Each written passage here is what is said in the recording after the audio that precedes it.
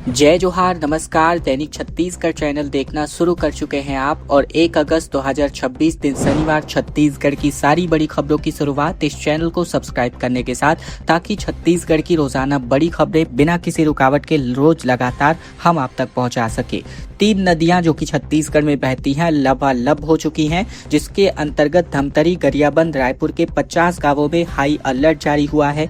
देवभोग में पुल टूट गया है, जबकि नारायणपुर में बीएसएफ का कैंप डूब गया है। छत्तीसगढ़ के विभिन्न जिलों में पिछले कई दिनों से हो रही लगातार मूसलाधार बारिश ने भारी तबाही मचाई है। नदियों और जलाशयों के उफान पर आने की वजह से जनजीवन पूरी तरह अस्त व्यस्त हो गया है। प्रदेश के तकरीबन पिछले 24 घंटे में 47 मिलीमीटर बारिश रिकॉर्ड की गई है। गुरुवार को प्रदेश में एक ही दिन की बारिश का औसत 11 मिलीमीटर से अधिक रहा। साथ ही 24 घंटे में औसत 320% से ज्यादा पानी बरस गया। धमतरी, गरियाबंद और राजिम क्षेत्र के सिकासार बांध से पानी छोड़े जाने के कारण महानदी पैरी और सोंढूर के त्रिवेणी संगम पर बाढ़ जैसे हालात हैं। 8वीं और 9वीं शताब्दी के ऐतिहासिक कुलेश्वर महादेव मंदिर का 18 फीट ऊंचा चबूतरा पूरी तरीके से जलमग्न हो गया है और मंदिर पूरी तरीके से टापू में तब्दील हो चुका है। 12 साल बाद जाकर महानदी का ऐसा रौद्र रूप देखने को मिला है। देवभोग में उदंती नदी के तेज बहाव की वजह से ओडिशा सीमा पर निर्माणाधीन लगभग 9 करोड़ रुपए का पुल ढह गया। कोंडागांव में कोपाबेड़ा जलाशय के पास बैरिकेटिंग न होने से निर्माणाधीन नाले के गहरे पानी में डूबने से 6 वर्षीय मासूम बच्ची की मौत हो गई। इसी तरह नारायणपुर जिले में लगातार हो रही बारिश की वजह से बालबड़ा स्थित बीएसएफ का कैंप भी जलमग्न हो गया और साथ ही जवानों को छत पर शरण लेनी पड़ी। वहीं उफनते ब्रहबेड़ा नाले में एक बोलेरो फंस गई। ड्राइवर ने किसी तरह पेड़ पर चढ़ करके अपनी जान बचाई, जबकि इसमें सवार 3 यात्रियों को कड़ी मशक्कत के बाद जाकर सुरक्षित बाहर निकाला गया। रायपुर, धमतरी और गरियाबंद जिले के 50 से ज्यादा गांवों में भारी बारिश का अलर्ट जारी किया गया है और ये अलर्ट रेड अलर्ट के तौर पर जारी हुआ है। छत्तीसगढ़ में पहली बार ऐसा हो रहा है जब एक साथ ही तिमाही और अर्धवार्षिक परीक्षाएं संपन्न होंगी। 1 से लेकर 12वीं तक एक ही तारीख पर एग्जाम होगा। सितंबर और दिसंबर में एग्जाम कंडक्ट होने जा रहे हैं। छत्तीसगढ़ में इस सत्र से सरकारी स्कूलों की कक्षा 1 से 12वीं तक की तिमाही और अर्धवार्षिक परीक्षाएं पूरे प्रदेश में एक ही तारीख पर आयोजित की जानी है। लोक शिक्षण संचालनालय ने यानी डीपीआई ने परीक्षा की समय सारणी और दिशा निर्देश जारी कर दिए हैं। पहले जिलों में स्थानीय स्तर पर अलग अलग तारीखों में परीक्षाएं होती थीं, लेकिन अब सभी जिलों में एक समान तिथि पर यह परीक्षा का आयोजन होने जा रहा है। परीक्षा के संचालन और प्रश्न पत्र तैयार कराने के लिए हर जिले में जिला स्तरीय परीक्षा समिति बनाई जाएगी। समिति विषय विशेषज्ञों, शिक्षकों के सहयोग से गोपनीय प्रश्न पत्र तैयार करेगी और साथ ही परीक्षा शुरू होने से 2 दिन पहले विकासखंड व संकुल स्तर पर इस प्रश्न पत्र को उपलब्ध कराएगी। लोक शिक्षण संचालनालय के निर्देश के अनुसार जिला शिक्षा अधिकारी की अध्यक्षता में इस समिति का गठन होगा, जिसमें सहायक संचालक प्रशासन, वरिष्ठ प्राचार्य, विकासखंड शिक्षा अधिकारी, संकुल समन्वयक तथा प्रधान पाठक सदस्य होंगे। इस समिति की जिम्मेदारी पाठ्यक्रम के अनुसार प्रश्न पत्र तैयार कराना, प्रश्न पत्र की गुणवत्ता सुनिश्चित करना, परीक्षा से 2 दिन पहले प्रश्न पत्र वितरित करना और उत्तर पुस्तिकाओं का मूल्यांकन कराना, साथ ही प्राप्तांक और रिकॉर्ड को सुरक्षित संधारण करना होगा। सावन का महीना शुरू हो चुका है और अब कांवड़ यात्रा के मार्गों पर खुले हुए मांस के बिक्री के दुकानों पर रोक लगा दी गई है।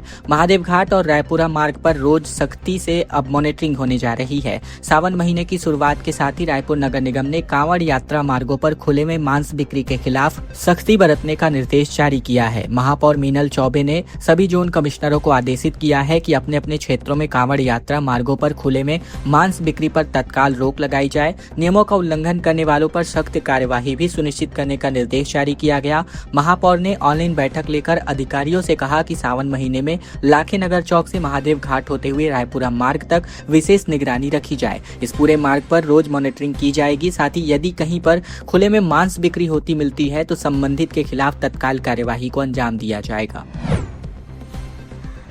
बड़ी खबर छत्तीसगढ़ के रायगढ़ से, जहां मांड और महानदी का जलस्तर बढ़ने की वजह से अलर्ट जारी है। रायगढ़ के पुसौर क्षेत्र में 7 से 8 गांव प्रभावित हो गए हैं और पूरा प्रशासन निगरानी में जुटा हुआ है। छत्तीसगढ़ के रायगढ़ और सारंगढ़ जिलों के बीच बहने वाली महानदी का जलस्तर लगातार बढ़ता जा रहा है। मांड नदी के साथ साथ महानदी में भी जलस्तर बढ़ने की वजह से पुसौर ब्लॉक के कई गांवों में पानी पहुंचने लगा है। हालात को देखते हुए प्रशासन लगातार निगरानी कर रहा है और स्थिति पर नजर बनाए हुए है। इसी के साथ ही गंगरेल समेत ऊपरी बांधों से पानी छोड़े जाने के कारण महानदी और मांड नदी का जलस्तर लगातार बढ़ता जा रहा है। इसे देखते हुए रायगढ़ और सारंगढ़ जिले के नदी किनारे बसे गांवों में प्रशासन ने अलर्ट जारी किया है, जिससे लोगों की चिंता और बढ़ चुकी है। महानदी का जलस्तर बढ़ने की वजह से पुसौर विकासखंड के सूरजगढ़, सिंहपुरी, चंगोरी, बाराडोली, परसापाली और साथ ही खफरापाली गांव के लोग जो है प्रभावित होने लगे हैं। गांवों तक पानी पहुंचने के बाद अब प्रशासन की टीम लगातार इलाके का दौरा कर रही है, हालातों पर नजर बनाए हुए है। साथ ही लोगों से सतर्क रहने और प्रशासन के निर्देशों का सख्ती से पालन करने की अपील की गई है। सरगुजा में व्यापारियों ने नेशनल हाईवे 4 को 4 घंटे तक जाम किया। बता दें, ज्वेलर से 1 करोड़ रुपए की उठाईगिरी के आरोपियों की गिरफ्तारी की मांग को लेकर पूरे नगर बंद करके विरोध जताए गए। छत्तीसगढ़ के सरगुजा जिले के सीतापुर में ज्वेलरी व्यवसायी से 1 करोड़ रुपए से अधिक की उठाईगिरी के आरोपियों को छत्तीसगढ़ की पुलिस 5 दिन बाद भी नहीं पकड़ पाई है। ऐसे में विरोध जताते हुए व्यापारियों ने शुक्रवार को नगर बंद का आह्वान किया और साथ ही नेशनल हाईवे 43 पर 4 घंटे तक जाम कर दिया। दोपहर 12 बजे से किए गए चक्का जाम के कारण नेशनल हाईवे के दोनों ओर भारी वाहनों की लंबी कतारें लग गई। मौके पर पहुंचे एडिशनल एसपी ने 1 सप्ताह में आरोपियों की गिरफ्तारी का आश्वासन दिया, जिसके बाद जाकर चक्का जाम 4 बजे समाप्त हुआ। जानकारी के मुताबिक रविवार को सीतापुर के काशी विश्वनाथ ज्वेलर्स के संचालक अरुण सोनी सुबह दुकान खोलने पहुंचे थे। उन्होंने स्कूटी में सोने और चांदी की ज्वेलरी से भरा बैग लटका कर रखा था। वे दुकान का शटर खोलने में बिजी थे। इसी दौरान उठाईगीर उनका ज्वेलरी से भरा हुआ बैग लेकर के भाग निकले। बता दें, बैग में करीबन 1 करोड़ रुपए से अधिक की ज्वेलरी थी, जहां आरोपी का सीसीटीवी फुटेज भी सामने आया था। उठाईगीर की घटना की जांच के दौरान पता चला कि अंतर्राज्यीय गिरोह के 4 सदस्य ने इस उठाईगिरी की वारदात को अंजाम दिया है। अब तक आरोपी नहीं पकड़े गए हैं। आरोपियों की गिरफ्तारी की मांग को लेकर सीतापुर के व्यापारियों ने शुक्रवार सुबह से ही नगर की दुकानें बंद रखी और दोपहर 12 बजे से नेशनल हाईवे 43 पर का जाम कर दिया। 3 अगस्त को सीएम हाउस का घेराव करने जा रही है कांग्रेस। महंगी बिजली के खिलाफ कांग्रेस का एक बड़ा आंदोलन संपन्न होने जा रहा है।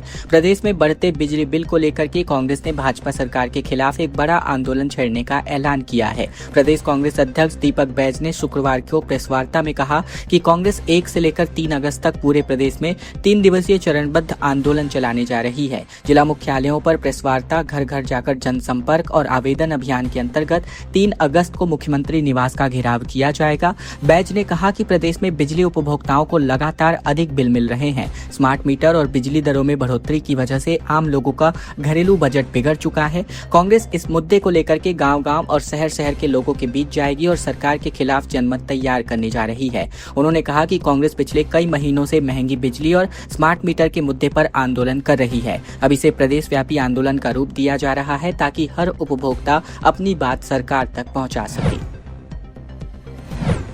सुबह 6 बजे से लेकर रात 12 बजे तक ट्रैफिक सिग्नल चलने जा रहा है। बिलासपुर में मेट्रो सिटी की तरह अब ट्रैफिक पुलिस का दावा है कि ये काम करने लगेगा। लोग बोले कि चालान वसूली का एक नया फंडा छत्तीसगढ़ की सरकार लेकर आई है। छत्तीसगढ़ के बिलासपुर में न तो चौक चौराहों पर व्यवस्था है और न ही बेहतर सड़कें, यहाँ तक कि सिग्नल पॉइंट पर लेफ्ट फ्री का भी इंतजाम तक नहीं है। इसके बावजूद अब ट्रैफिक व्यवस्था सुधारने के बहाने सिग्नल संचालन का समय बढ़ा दिया गया है। अब शहर के प्रमुख सभी सिग्नल सुबह 6 बजे से रात 12 बजे तक चालू रहेंगे। यानी अब बिलासपुर में तेज बारिश हो या फिर जलभराव या खराब सड़क व्यवस्था, इन सभी के बीच भी वाहन चालकों को सिग्नल पर रुकना होगा। नियम तोड़ने वाले पर ITMS के जरिए ऑनलाइन चालान सीधे मोबाइल पर पहुंचेगा। स्मार्ट सिटी और पुलिस विभाग का तर्क है कि इससे लोगों में ट्रैफिक सेंस विकसित होगी और यातायात व्यवस्था बेहतर होगी। लेकिन शहर की प्रमुख मौजूदा स्थितियों में यह व्यवस्था लोगों के लिए परेशानी का कारण बन सकती है। शहर के कई चौक चौराहों पर अब भी सिग्नल अनुकूल नहीं है। कम चौड़े चौराहों, तिराहों पर सिग्नल लगने की वजह से वाहनों की लंबी कतारें लग रही हैं। वहीं लेफ्ट टर्न पर कहीं पान की दुकान है तो कहीं चाय की दुकानें संचालित हो रही हैं। बिजली के खंभे और ट्रांसफार्मर भी वाहन चालकों के लिए परेशानी का सबब बने हुए हैं। कई जगहों पर स्टॉप लाइन तक स्पष्ट नहीं है। शहर के लोगों का कहना है कि व्यवस्था सुधारने की बजाय सिर्फ चालानी कार्यवाही बढ़ाने पर जोर दिया जा रहा है। अधूरी ट्रैफिक व्यवस्था के बीच अब सिग्नल का समय बढ़ाना लोगों के लिए परेशानी और बेजा वसूली जैसा लग रहा है। कांकेर में पहली बारिश में 15 करोड़ की अधिक की नहर ढह गई, खेतों में ये पानी घुस गया, 30 से 35 एकड़ फसल बर्बाद हो गया है। छत्तीसगढ़ के कांकेर जिले में 15.5 करोड़ रुपए की लागत से निर्मित दुधावा डैम से सोनपुर तक की नहर लाइनिंग पहली ही बारिश में ढह गई। सामतारा के पास स्थित नहर के टूटने की वजह से तेज बहाव का पानी खेतों में जा घुसा, जिसकी वजह से 20 से अधिक किसानों की तकरीबन 30 से 35 एकड़ की अधिक फसलें प्रभावित हो गई। घटना के बाद निर्माण कार्य जो है गुणवत्ता पर अब एक बार फिर से सवाल खड़े होने लगे हैं। नहर टूटने की वजह से मौके पर एक बड़ा गड्ढा बन गया है, जिसकी वजह से तेज गति से पानी बहने लगा। बहाव इतना था, बता दें कि पानी जो है तालाब की मेड़ को तोड़ते हुए किसानों के खेतों तक जा पहुंचा। ग्रामीणों के मुताबिक इस घटना की वजह से कई किसानों की खड़ी फसलें बर्बाद हो गई हैं। स्थानीय ग्रामीणों का कहना है कि नहर निर्माण के दौरान ही कार्य की गुणवत्ता पर सवाल उठाए गए थे। उन्होंने संबंधित अधिकारियों के समक्ष इसकी शिकायत और आपत्ति भी दर्ज कराई थी, लेकिन उनकी चिंताओं को गंभीरता से नहीं लिया गया। बिलासपुर में अब मलेरिया का प्रकोप लगातार बढ़ता जा रहा है। कोटा में अब तक 25 लोग संक्रमित पाए गए हैं। एक ही दिन में 3 नए मरीजों की पुष्टि हो गई है और इसकी बाबत कैंप लगाया जा चुका है। बिलासपुर के कोटा ब्लॉक में मलेरिया का प्रकोप लगातार बढ़ता जा रहा है। पिछले 10 दिनों के अंतर्गत 25 से अधिक मरीजों की पुष्टि मलेरिया के तौर पर हो चुकी है। स्वास्थ्य विभाग ने प्रभावित गाँवों में शिविर लगा करके जाँच और उपचार करना शुरू कर दिया है। हालांकि गुरुवार को एक ही दिन में 3 नए मलेरिया मरीजों की पुष्टि हुई। बता दें, जिले में बढ़ते संक्रमण को देखते हुए जिला प्रशासन और स्वास्थ्य विभाग अलर्ट मोड पर है। कलेक्टर ने प्रभावित गांवों का दौरा कर मलेरिया नियंत्रण, कुपोषण उन्मूलन और स्वास्थ्य निगरानी तेज करने का निर्देश जारी किया। सबसे अधिक प्रभावित कोटा क्षेत्र के लगातार नए मरीज सामने आ रहे हैं। स्वास्थ्य विभाग की टीमें गांव-गांव और शहर-शहर पहुंचकर घर-घर पहुंचकर सर्वे कर रही है। प्रभावित क्षेत्रों में शिविर लगाकर बुखार, सर्दी और खांसी से पीड़ित लोगों की आरडी किट से जांच की जा रही है। जरूरतमंद मरीजों को मौके पर दवाइयां दी जा रही हैं, जबकि गंभीर मरीजों को तुरंत अस्पताल में भर्ती किया जा रहा है। बड़ी खबर सूरजपुर से, जहां तालाब में डूबने की वजह से 2 मासूमों की मौत हो गई। सूरजपुर जिले के कोतवाली थाना क्षेत्र के चंपक नगर गांव में शुक्रवार को एक दर्दनाक हादसा हो गया, जहां तालाब में डूबने की वजह से 2 मासूम बच्चों की मौत हो गई। दोनों की उम्र करीबन 5 से 6 वर्ष बताई जा रही है। इस घटना के बाद पूरे गाँव में शोक की लहर है और परिजनों का रो रो करके बुरा हाल है। इसकी जानकारी के अनुसार बात करें तो दोनों बच्चे गाँव के तालाब के पास खेलने और नहाने गए थे। इसी दौरान वे गहरे पानी में चले गए और डूब गए। आसपास के लोगों को जब घटना की जानकारी मिली तो ग्रामीणों ने तत्काल बच्चों को पानी से बाहर निकाला और अस्पताल पहुंचाया, लेकिन डॉक्टरों ने उन्हें मृत घोषित कर दिया। घटना की सूचना मिलने पर कोतवाली थाना पुलिस मौके पर पहुंची। पुलिस ने आवश्यक कानूनी प्रक्रिया पूरी कर दोनों बच्चों के शवों को पोस्टमार्टम के लिए भेजा। शुरुआती जांच में मौत का कारण डूबना ही माना जा रहा है। बॉयफ्रेंड का मोबाइल बंद मिला तो टावर पर चढ़ गई गर्लफ्रेंड। शादी कराने की जिद पर अड़ी रही और 4 से 5 घंटे तक ये हाई वोल्टेज ड्रामा चलता रहा। सूरजपुर जिले के चांदनी थाना क्षेत्र में शुक्रवार को उस समय अफरा तफरी मच गई जब करीबन 20 वर्षीय युवती थाना परिसर में लगे रेडियो के टावर पर चढ़ गई। युवती का आरोप है कि उसका प्रेमी उसे छोड़कर कई महीने पहले चला गया था। तब से उसका कोई अता पता नहीं है और मोबाइल भी बंद आ रहा है। इसी बात से नाराज युवती पुलिस से उसे थाने बुलाकर शादी कराने की मांग करने लगी। दोनों पिछले 3 से 4 साल से रिलेशन में थे। सूचना मिलते ही थाना परिसर में लोगों की भीड़ जुट गई और करीबन 4 से 5 घंटे की कड़ी मशक्कत और समझाइश के बाद जाकर पुलिस ने युवती को सुरक्षित नीचे उतार लिया।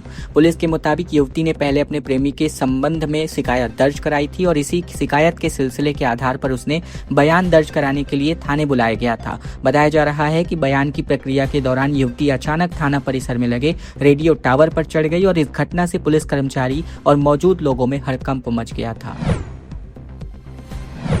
बिल ज्यादा आया तो मीटर उखाड़ करके बिजली दफ्तर पहुंच गए लोग। बंद फ्लैट का 36,000 रुपए तक का बिल आ रहा है। छत्तीसगढ़ में स्मार्ट मीटर को लेकर विवाद लगातार बढ़ता जा रहा है। रायपुर, कबीरधाम, दुर्ग, बिलासपुर समेत कई जिलों के उपभोक्ता लगातार भड़के हुए हैं बढ़े हुए बिजली बिल को लेकर। ज्यादा रीडिंग और स्मार्ट मीटर के काम करने के तरीके पर अब लगातार सवाल उठाया जा रहा है। कई लोगों का दावा है कि पहले हर महीने 1800 से 2000 रुपए तक का बिजली बिल आता था, लेकिन स्मार्ट मीटर लगने के बाद बिल दोगुना से 3 गुना तक पहुंच गया है। इससे मध्यम वर्गीय और नौकरी पेशा परिवारों का मासिक बजट बिगड़ा हुआ है। रायपुर में कुछ बंद घरों में भी हजारों रुपए के बिजली बिल भेज दिए गए। शिकायत मिलने के आधार पर बिजली कंपनी ने इनमें सुधार किया। बढ़े हुए बिलों से उपभोक्ता परेशान है, जबकि बिजली कंपनी का कहना है कि मीटर और बिलिंग में कोई गड़बड़ी नहीं है। बिजली कंपनी के अधिकारियों का दावा है कि रीडिंग सही है। उपभोक्ताओं ने जितनी बिजली इस्तेमाल की है उसी के हिसाब से बिल जारी किया गया है। सिरगिट्टी पुलिस ने 11 आरोपियों को गिरफ्तार किया। 3 फरार वारंटी देखने को मिले। अशांति फैलाने, नशाखोरी और अड्डेबाजी फरार वारंटियों पर शिकंजा कसा गया। छत्तीसगढ़ के बिलासपुर के सिरगिट्टी थाना पुलिस ने क्षेत्र में कानून व्यवस्था बनाए रखने के लिए विशेष अभियान चलाकर 11 आरोपियों को गिरफ्तार किया है। इस कार्यवाही में नशाखोरी, अड्डेबाजी और अशांति फैलाने वाले 8 लोगों पर 3 फरार वारंटियों पर भी जो गिरफ्तार करके न्यायालय में इनको पेश किया गया। पुलिस ने नशाखोरी के आरोप में उज्जवल कौशिक को गिरफ्तार किया, जबकि अड्डेबाजी करने के आरोप में राकेश साहू, जबकि विकास दास मानिकपुरी और चंद्र प्रकाश साहू के खिलाफ यह प्रतिबंधात्मक कार्यवाही को अंजाम दिया गया, जो कि फरार वारंटी थे और आदतन झगड़ालुओं पर भी शिकंजा कसा गया। रायगढ़ में सड़क पर नजर आए 18 से अधिक हाथियों का दल। रात 2 बजे तक डटे रहे। वन अमले ने दोनों ओर ट्रैफिक को रोका और अलग अलग दलों के करीबन 28 हाथियों की मौजूदगी इस क्षेत्र में नजर आ रही है। छत्तीसगढ़ के रायगढ़ जिले के बंगुरसरिया क्षेत्र में तकरीबन 28 हाथियों का दल इन दिनों विचरण कर रहा है।